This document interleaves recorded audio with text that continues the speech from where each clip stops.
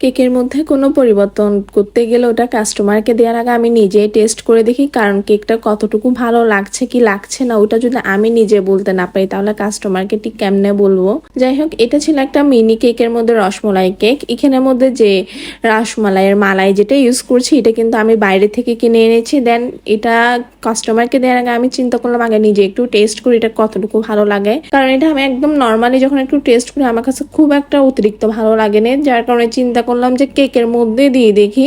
তাই একদম একটা মিনি কেকের মধ্যে বানাই, মিনি কেকের মধ্যে রসমালাই কেকটা বানাই। দেখলাম যে না, এটা খুবই টেস্টি হয়েছে। এটা একটা অন্যরকম একটা ট্যাঙ্গি টাইপের ফ্লেভার আনতেছিল আর কেকটা খেতে অসম্ভব মজা লাগছিল।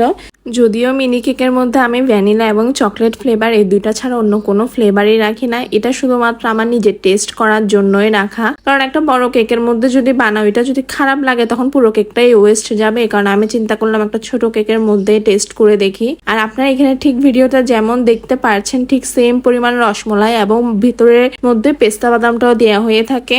আপনারা যারা মানে ভ্যানিলা বা চকলেটের পরিবর্তে অন্য কোনো রকমের কেক টেস্ট করতে চান আমি বলবো আপনারা একবার রসমালাই কেকটাও টেস্ট করতে পারেন। কেকটা আসলেই অনেক বেশি টেস্টি হয়, বিশেষ করে যারা মিষ্টি পছন্দ করে। কিন্তু কেকটা অনেক বেশি মিষ্টি না, কেকটার মিষ্টিটাও কিন্তু ব্যালেন্স করা থাকে। এছাড়া এই যে এখানে যে মালাইটা দিয়েছি এটা একটা ট্যাঙ্গি ফ্লেভার এমনিও আনবে। আপনারা চাইলে এই কেকটা টেস্ট করে দেখতে পারেন।